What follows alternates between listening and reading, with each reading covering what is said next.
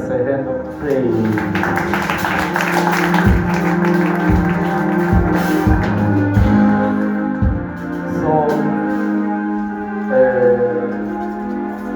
So khuluma ngendlela siyabova iphimbo laNkulunkulu.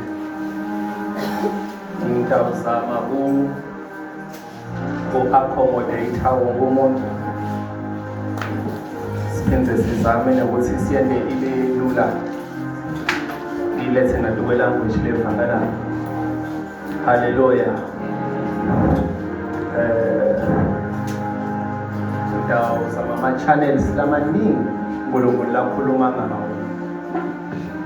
So that ekugcineni wonke umuntu utobona ukuthi lebe nguva or le ngubonile bekuNkulunkulu bengakhuluma nami something. Hallelujah.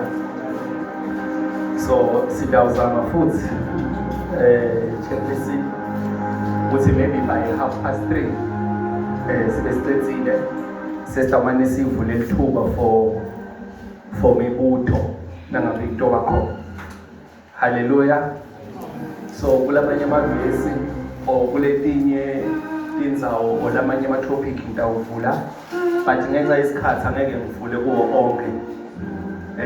Nangabe khona lento wafuna amavesi ngitawuzama kusendela chairperson Nzambama sebese uyaniforwardela. Hallelujah. Hallelujah. So number 1 asiyene kuKolose chapter 3 verse 16, but let's take 15 ngababo. Colossians or incwadi yabaseKolose. How to hear the voice of God.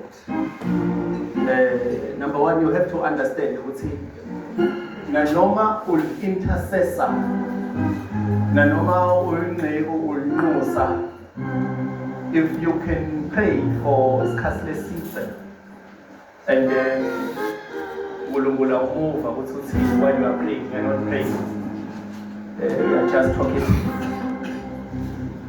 In prayer, it's a communication.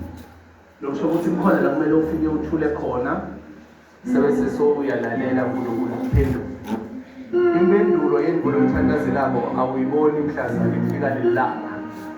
Uba nayo immediately when you pray. That is why Bible ithi asihambi ngekona, sihamba ngekholwa. Lokusho ukuthi according to lokuvile lekubonile while I was praying, that is where the answer is. Are you ready? Colosse chapter 3 verse 15.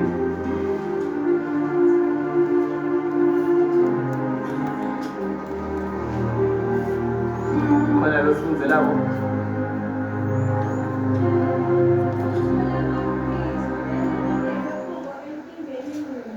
Yes. All right, thank you very much. So, iphimbo lekuqala uNkulunkulu lalisebenzisayo tukwe majority yethu sinezindlebe zikamoya letingakavuleki ngilokuthula kwaKristu lokuba enhlitweni yenkolo. As a child of God, kunalapho na kuyomele uthathe inqumo between indlela A nandlela B, company A, company B, boyfriend A, boyfriend B, whatsoever you can think. Udawuzama kulizina by all means ngekwenqondo yakho, but angeke wazi ukuthi kumele ngikhethe umsebenzi ngoba lo umuntu maroholela kancane, lo senzeni maroholela kakhulu. Le business, le product le iyasebenza itanginika imali mara ngathi ayihambisani nekhona. You don't know uziyokuthi umfundisi kuthengisa tshwala kusono yini abanatheli lakhaya mara net batothenga sebese bayahamba uyoba nemavesi justify. You are looking for answers. Awali ukuthi ngiphi impendulo, but listen Bible, as you are praying to God usathandaza nje usafuna impendulo kule mibuto lonayo kunekuthula lotokuva. That is the voice of God. Are you with me? So voice number 1 is peace.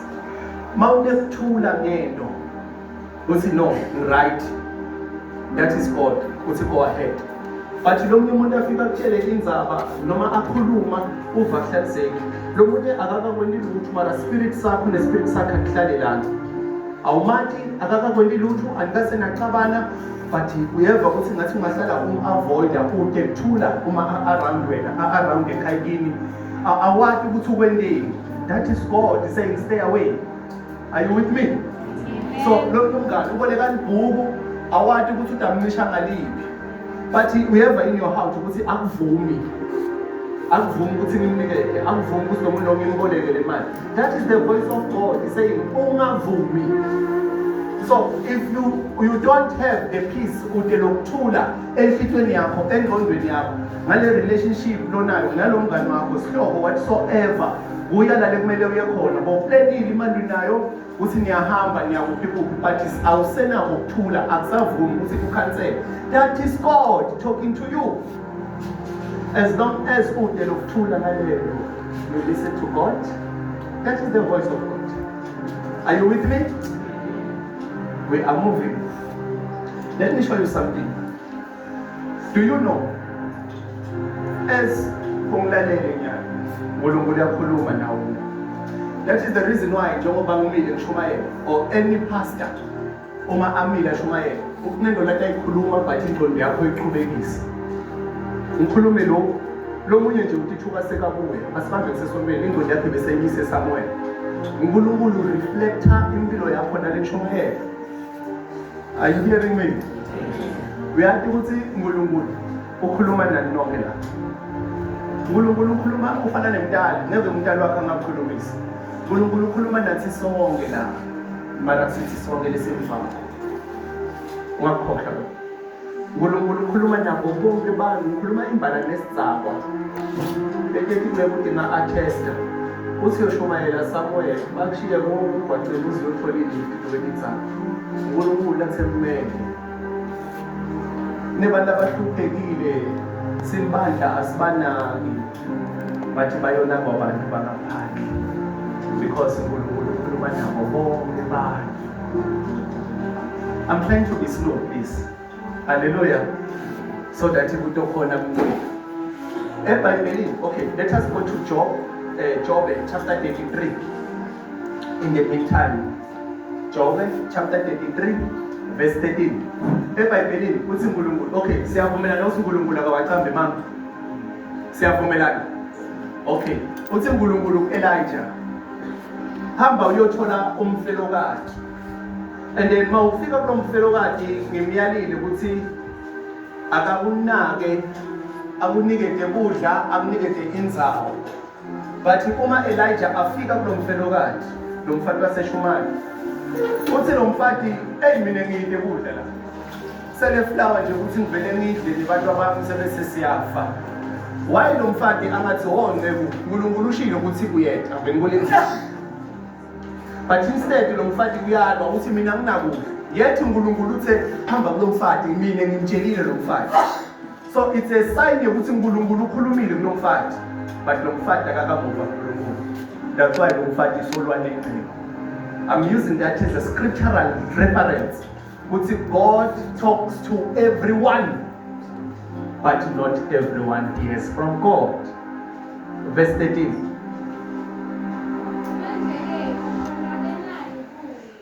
Must somebody do mic or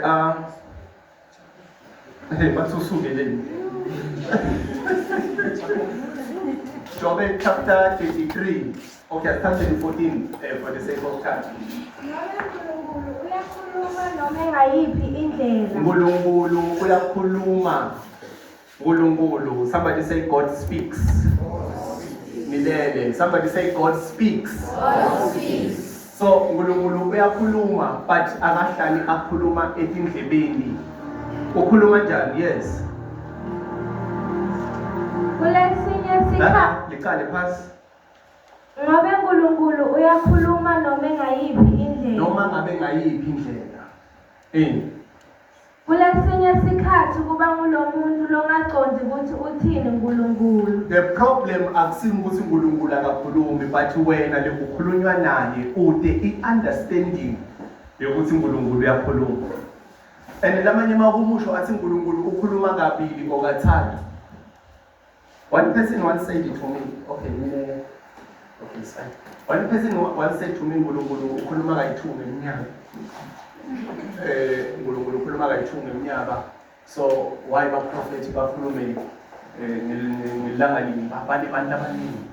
The Bible lithi God speaks once or twice or more. Akakhulumi ngeminyaka, nge-situation uNkulunkulu uyakhuluma kaningi. Hayi ukuthi uNkulunkulu ukhuluma ngelokwa. Nje iBhayibheli imgaba ukuthi uNkulunkulu ukhuluma kayi-2. Hallelujah. So in each and every situation longene kuyo, every problem lokuyo nyaka, even tikweleti lo ndaba uNkulunkulu wakutshela ukuthi ungayi mayibolekile imali nokhona kwibhadala mara uzama khona kumlalela. Some of us sifuna ukuthandazelwa siyabona uNkulunkulu washo ukuthi ungayi.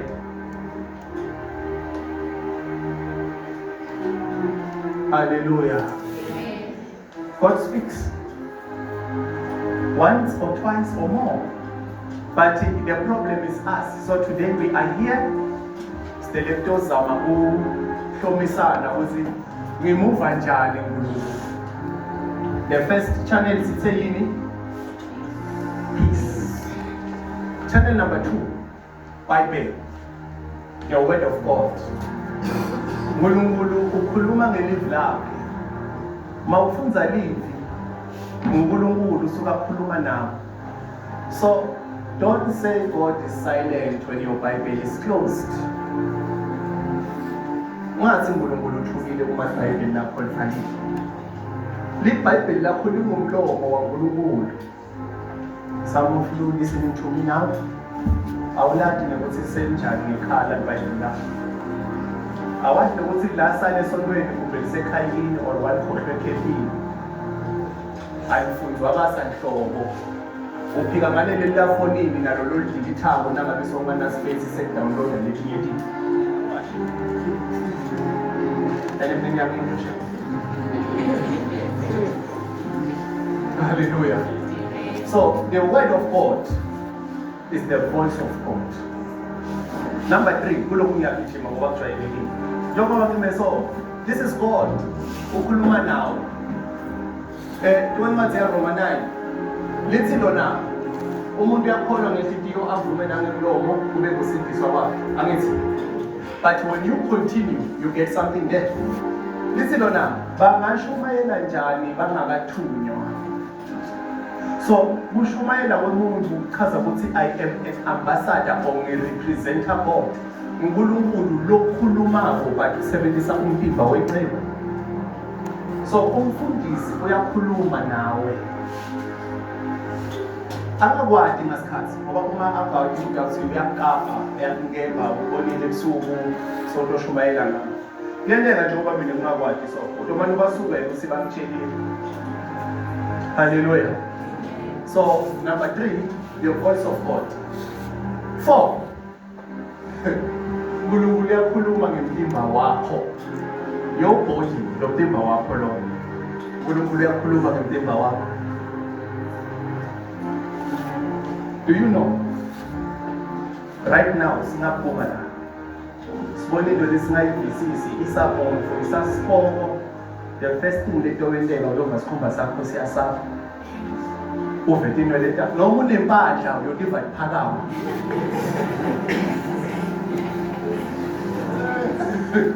Noma unempahla. So the body is designed to hear the voice of God. Iyakutshela ukuthi la kunengoti la. Hence some of us will tell you ukuthi nakunemali leta kunesandla lesonwayisi. It's God talking to you. Akusi entertainment akaboreli uNkulunkulu. Uyakutshela ukuthi begin to budget, hlela kahle into yakho kunemali lotoyibamba very soon. Hallelujah. Some of you nize nisho ukuthi mina bangitobona umuntu lengigcine ecala kwente kani. Sibitalisi. That is God. Your body is trained to hear the voice of God. Let me tell you one thing, Lumayat. Anytime you may uye la ngafuneka uye khona, inyawo lakho liyoba nensinzi. And ngoba unengane, uyozushayela engqulu. Uyobona naso ubuya nengongoma. Uthi unkosi ungahleleli, ukukhothile uNkulunkulu. Your body is trained to live and be uNkulunkulu. I'm telling you the truth. Umfundisi ungena tuwe kumchazela kangcono bathi uNkulunkulu abese kakhulumile. Yabakala bazalwane? So umtimba wakho, your body can hear the voice of God. Uve ukuthi no. Do you know, as in life, I can prophesy with my body. Some of you, ungema la, ufika nithi mina, hey, kunemuntu ubuhlungu la. Hayi ukuthi uNkulunkulu ufika athi ubuhlungu. Ukuthi mina ngisingathi ngihambeke right. For the sake of ukuthi ngifike ngema phambi kwakho kwabuhlungu, shothi nguwe ubuhlungu. So I'm calling you because my body can hear the voice of God. Are you with me? In channel number 1, Lord. Oh, we are together. Your body can hear the voice of God. Your body. I want to. Some of you, uzusho uma aseceleni kwakho ukuthi lo muntu uyangisinza manje. Lo muntu uyangisinza. Hallelujah. Umtimba wakho uyakutshela ukuthi lo muntu akasiye edwana. Kaqini unendini. Lo muntu akasiye edwana. Okaqini. You can also hear from people or strangers. Voice number 5. Strangers. Bantu ngabantu. Useteksini. Bantu abakwati. Bathi xoxela. Engqondweni yakho ulokhu uyayibuta ukuthi ngiyekele into emsebenzini. Ngiyekele esikoleni. Ngisuke into ebandla. Ngimshiye into omshado. You are having questions wedwana ngithi ugibele eteksini ufika uthola bathi ikhonsela or bacala kodwa sowugibelile. Uvayiza le mpilo you don't give up. Masefika bamnyama ngiyacala. Bakhuluma into le reflector uwe unaware. Ngibo lapho. That is the voice of God telling you, hold on my son, hold on my daughter. It shall be okay. Uqhamuka ulahle ukukholwa, ulahle ithemba ukuthi nje ngisatawufika. Nje lamathambo angasaguquka.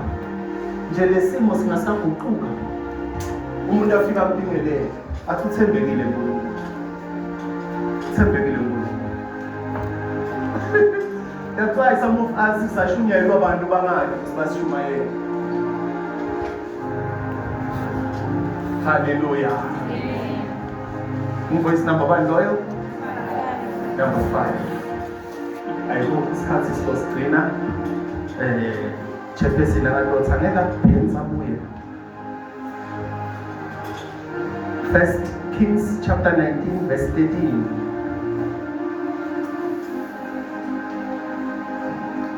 Sesikhuluma ngeliphimbo laNkulunkulu now. The voice of God or the audio, because is the voice of God. Some of people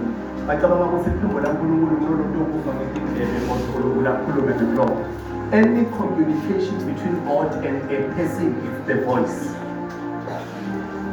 Do you know? To show you that the voice of God is God himself. The voice of God is not the voice of God. Liphimbo laNkulunkulu asiliphimbo laNkulunkulu. Liphimbo laNkulunkulu uNkulunkulu liqobo lwakhe. Go Genesis chapter 3 verse 19. kuthiwa Adam uthi Adam ngive iphimbo lakho lihamba akathi ngive wena uhamba hamba ngive iphimbo lakho lihamba hamba liphimbo laNkulunkulu shothi nezinyawo I've heard the footsteps of your voice hence some of you uNkulunkulu uyakhuluma nani mara itolo bekakhuluma asentunda namhla senzithi wena solo ubambe sabhulo sakuthandi sokukhuluma ngaleli channel wena solo ubambe lo kwa mina nangabe into owenteka mntophuka kanti maphupho ma-baby steps uNkulunkulu sokukhuluma lapha endlebeni ukuzwa inwa yawo suka sathane athi membungane suka sathane. Let me show you again ukuthi the voice of God is mobile liyanyakada iphimbo laNkulunkulu uthi uNkulunkulu suka Jeremiah la ukhona khona yehlele endlini yembumbi ngale funa ukukhulumisa ngakho ngawe musla ngiyabana endlini yembumbi. So we have to move because the voice is moving. Mose suka lapho ubuye entsabeni sizokhuluma kanti ngibani lele ngikhuluma naye nyalo khuluma sikhona la no my voice is moving iphimbo laNkulunkulu liyanyakada. Do you hear me, people of God? Again, Elijah uyasiphumeni uNkulunkulu utondlula ngibani kanti lele ngikhuluma naye la uthi uNkulunkulu Elijah ubuye ngifuna utova iphimbo lakho hawo angiyelo ngibhala bani read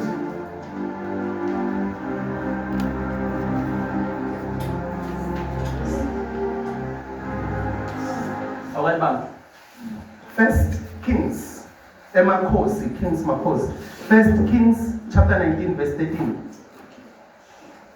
Liphimbo is number 6 right verse number 6 yes First Kings chapter 19 verse 13 Wathi kube Elijah alive wambonya buso bakhe ngengubo yakhe waphuma wayekuma ekungeneni kwemgede lelivi lalikhuluma kuye lathi wendani lapha Elijah biyele move emva kwaloko kutamatama kwemhlaba kwefika umlilo kodwa simakade abengekho kulowo mlilo. Sifuna ipersonality yezlankulunkulu silindele ukuthi God is big is violent utamatama umhlaba liphimbo lakhe alivakala. Yes Wathi emva kwemlilo kwavakala liphimbo lelincane lelakhulumela phansi. Waba nemlilo futhi simakade akazange akhulume lakavakala lapho. But after umlilo kwendekani Vala iphimbo lelincane bekamemeda iphimbo lasimakade. This is the definition of it.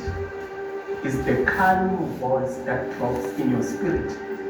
Liphimbo lasimakade livakala endleleni yakho. Liphimbo lasimakade livakala kwispirit sakho. It comes as a spontaneous thought. Ucabango longakawulinzeki. Niyangipha bazalwane? Liphimbo lasimakade lingumcabango lifika kwasamcabango but longakawulinzeki. And then number 2, liphimbo lasimakade. Okay, that's why iBhayibheli lithi awubeki nomqondo lobo Kristu Jesu because ukhona kuyiva ngengqondo leguquliwe. Yavakala? Liphimbo lasimakade li soft alikho violent. That's why ungangabata ngokuthi nguye. Phela do you know ukuthi if it's God it won't make sense. That's how you know with the Lord. Lembufa uNkulunkulu noma nangabe uNkulunkulu angeke wenze sense. Iphimbo laNkulunkulu lenze sense. I'm sorry. Iphimbo laNkulunkulu alenzi sense. That is the reason why sathi kahle ukuthi kuwele elwandle kufuneka ukukhumbi maluthi nabamba induku. Shaya imali Moses. That is the reason why sathi kahle ukuthi tingwa iBhayibheli bakery mara usitshela ngemana. Uzathi hayi leqhamuka khona iningi ngane namhlanje 7. Sinezindlu zomfula sinamanje usikhomba kwedwala. So if it's God it won't make sense to your human capacity. Are you here? So the voice of God. That is the reason why. But they won't understand this. Angikhoni ukuthi mina ngiyaprofetha ngikutshela into lo awe ngayo in. When it's God, ufika utshele kusasemnanzi usitawuphela.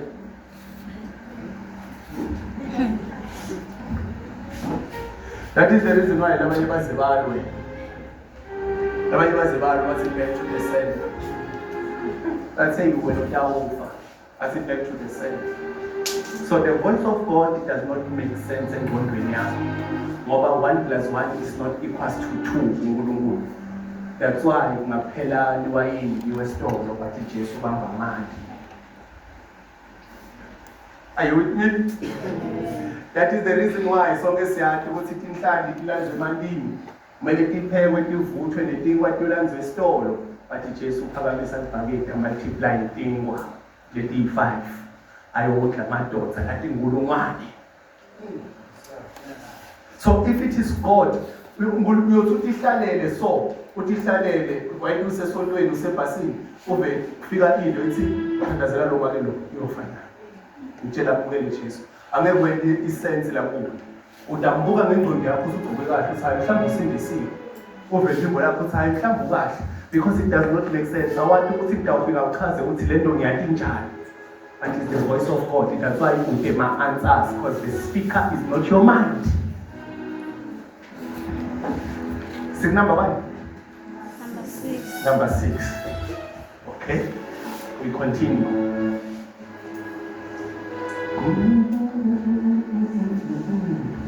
Nature. Tuba mahebero. Listen. Tuba tikhathi takuqala uNkulunkulu bekakhuluma ngabo babethu nabomkhulu but ngalosokhuluma ngendalo. Nature. God speaks through nature.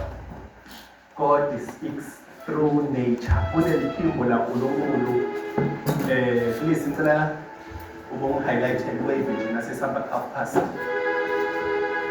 God speaks through nature.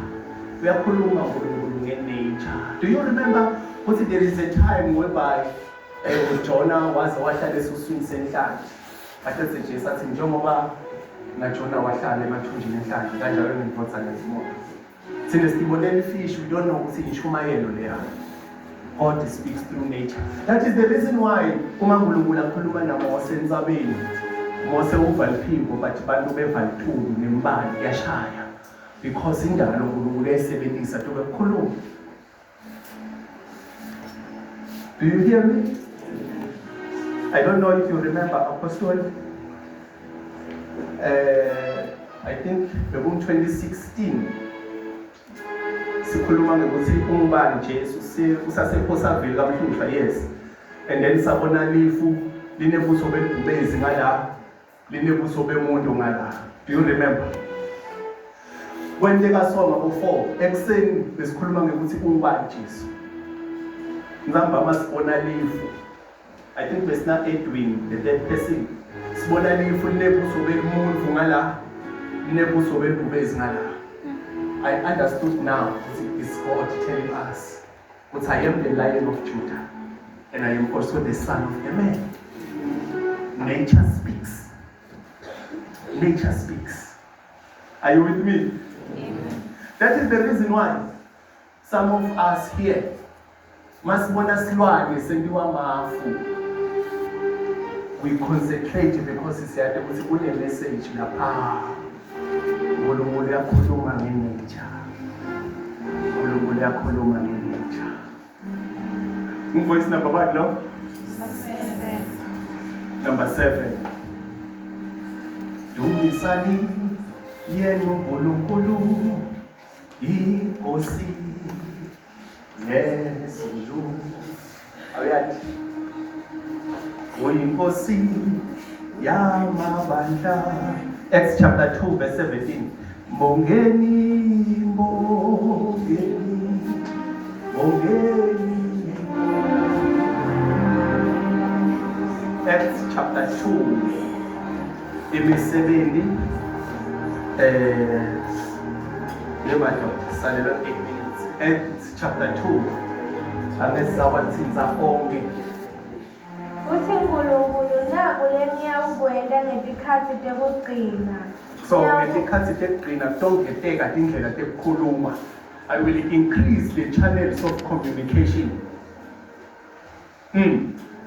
Ngiyakuthululela moya wami kwabo bonke banthu. Emadvodana nemadvodakati enu ayawuprofetha.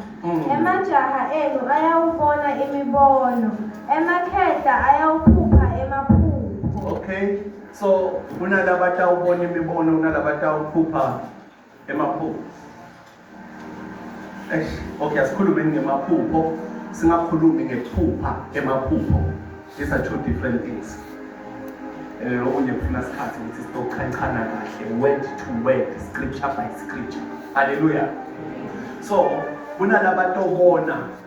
There is a difference between a vision and a dream. The thing related funny. Iphupho yinto loyibona ulele. But umbono, iphupho lolibona uvukile. I'm going to try to bring it home in a very simple way. Yini umehluko? Iphupho umbono lowubona ulele.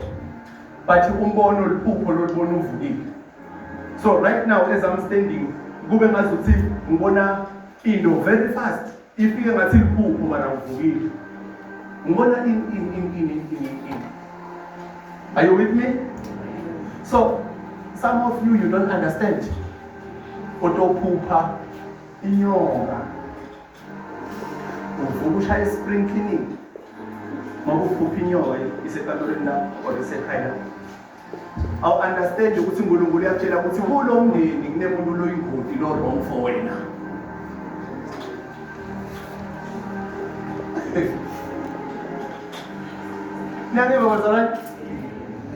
Some of you, I'm going aphupha inja, and the inja prophetically isilwane lesiveta sitha sasekhaya.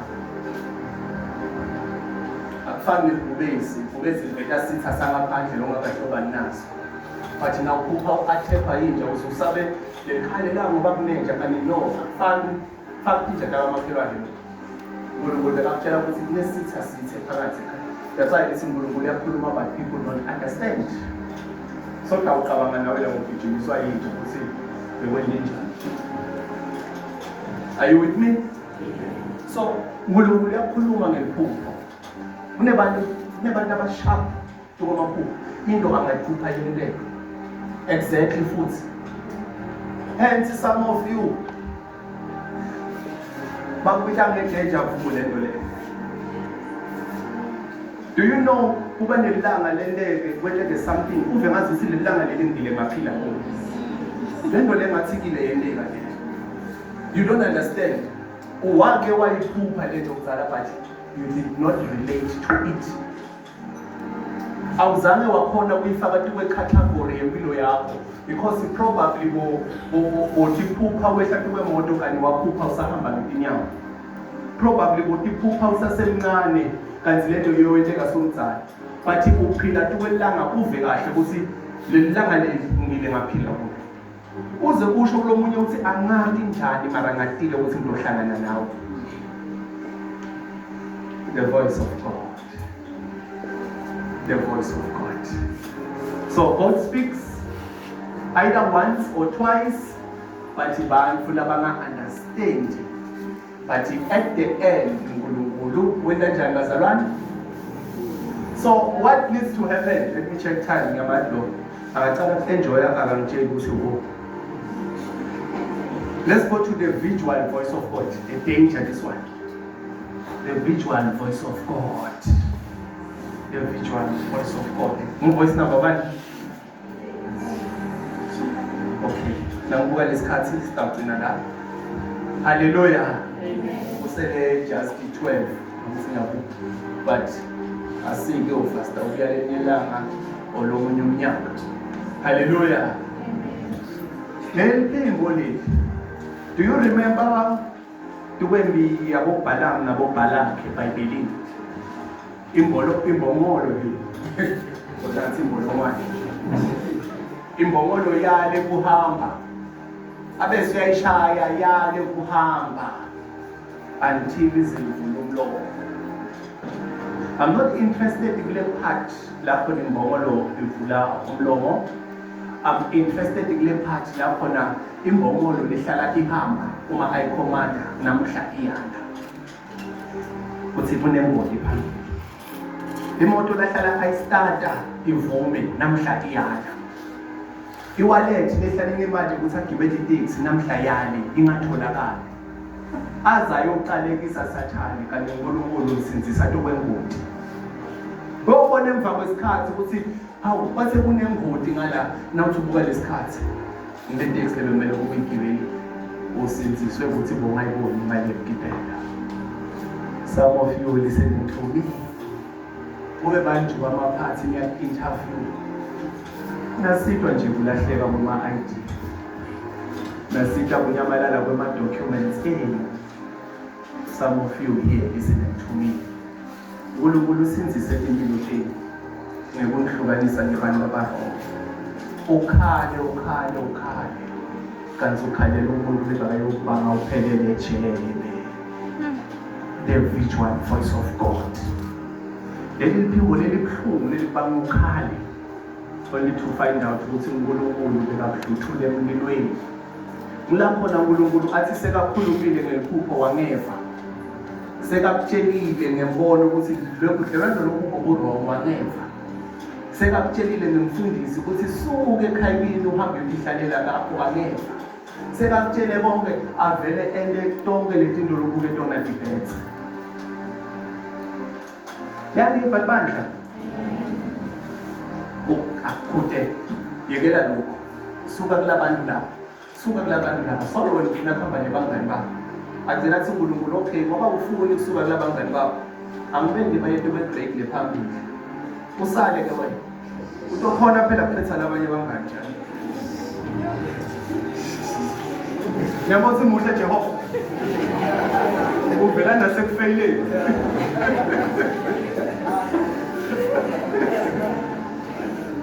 Solo yakutha suka kulabanye labo yekela kudelela kuthishela ukuthi abasenkingeni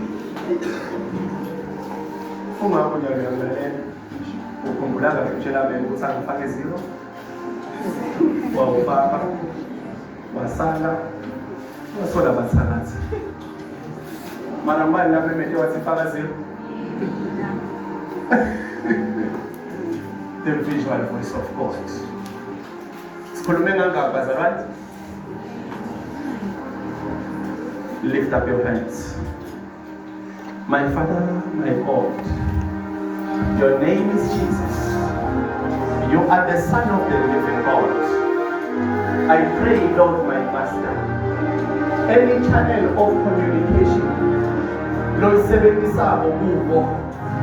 Kulabanye bokhuluma indlebeni bathi bebangeva. Labanye bokhuluma emintindweni bathi bebangeva. Labanye bokhuluma kwemibono bathi bebangeva. Kulabanye bokhuluma kwemaphupho bathi bebangeva. Kulabanye bokhuluma ngendalo bathi bebangeva. Labanye bokhuluma ngetingceku bathi bebangeva. Labanye bokhuluma ngemaprofeti bathi bebangeva. Labanye bokhuluma ngelizwi lakho bathi bebangeva. But I pray, my Lord and my Father, would you open their understanding. Open their understanding. Baside ukuthi bakhone ukuva. Baside ukuthi bakhone ukulalela. Baside ukuthi bakhone ukuva. Uma ukhuluma etindlebeni ababe khona. Uma ukhuluma kwemibono abakuve. Uma ukhuluma ngemitimba abakuve. May they not miss your voice, my Father. May they not miss your voice, my Father. I sharpen any fear. Help them, my Father. Help them hear the voice of God. Help them hear the voice of God.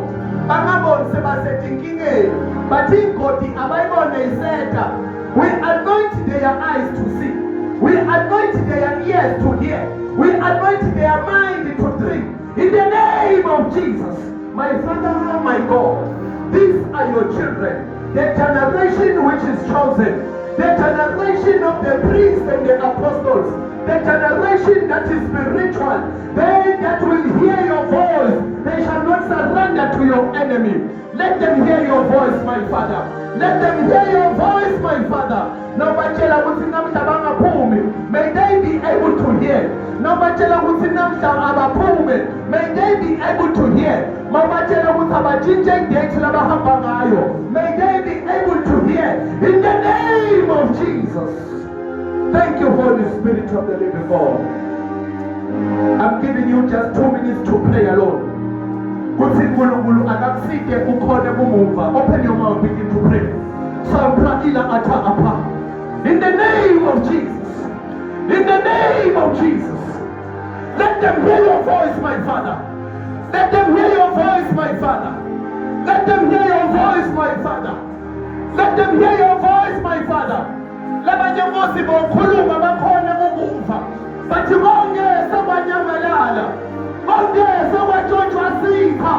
Bongeze wajontshwa sono. Let them hear your voice, my Father. Let them hear your voice, my Father. Restore their ability to hear. Restore their ability to hear. In the name of Jesus. But now, God, they don't see it anymore. Restore their ability to see. Restore their ability to dream. In the name of Jesus. In the name of Jesus. In the name of Jesus. Restore their ability to see. My Father, my God. Some of them here, Father. They would even see your angels. But because the people next to them could not relate. But Father, I am praying under the voice and your oracle, oh my Father. Let them be restored, Jehovah. Let them be restored, my Father. Let them be restored, my Father. In the name of Jesus. In the name of Jesus. In the name of Jesus. In the name of Jesus. In the name of Jesus. Oh, my Father and my God. They shall know who will preach for Sunday. Because you will tell them before the day. They will know who will they meet. Because you will tell them before the day. You will tell them where the danger is. You will tell them where the job is. You will tell them where they are hiring. You will tell them where success will be. You will tell them where prosperity will be. In the name of Jesus. In the name of Jesus. My Father and my God. These are your people. Daddy, I am praying. These are your people, Jehovah. Help them to hear your voice. Help them to hear you, Adonai. In the name